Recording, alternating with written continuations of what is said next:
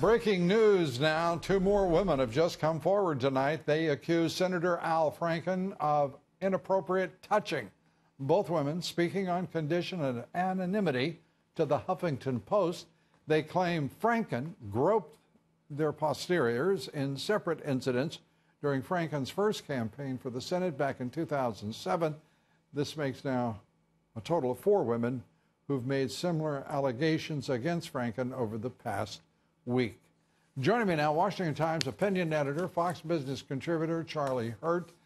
This may be, it seems for the left at least, and some part of the right, the new normal. Charlie, what do you think?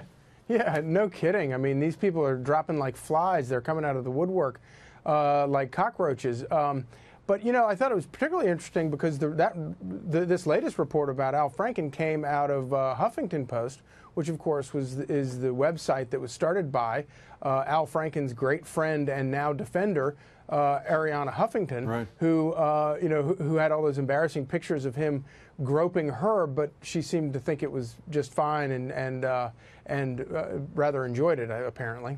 Well, she said that there was nothing inappropriate that ever happened, despite appearances, I guess is the way to say that.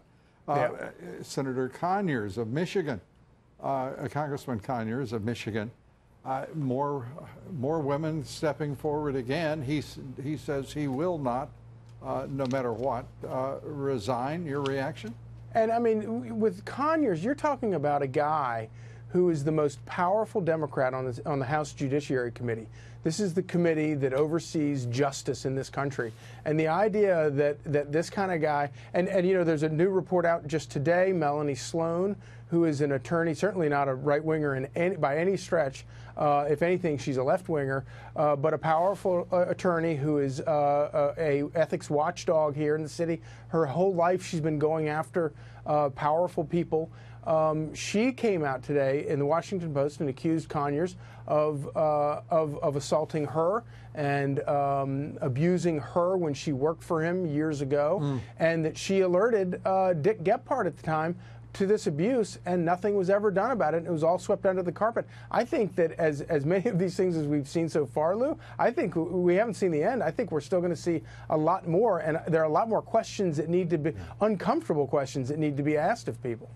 The outrage of these molestations, these sexual harassment and abuses carried out by senators, by congressmen, the existence of a slush fund to hide them is almost incomprehensible. It's hard to imagine the effrontery to have created such a device to both funnel taxpayer money to victims and to hide the perpetrators' names. It's precisely why Donald Trump won the election last year, because people are so sick and tired. I'm sure that slush fund actually, when people thought about it, surprised very few people, because we've gotten to the point where we expect nothing else from the federal government, nothing else from our elected officials. This is how they operate. They diddle the interns and then they screw the innocent taxpayer. And they've been doing it for forever, and they're going to keep doing it until somebody really shakes things up. And my hope is that person is Donald Trump. Well, there's a very interesting development, and that is a bill that will be introduced next week by Congressman Ron DeSantis, that will call for the abolishment of that slush fund, and also the repayment of money by any senator, by any congressman who used taxpayer funds as hush money. I love it. And that's moving in the right direction.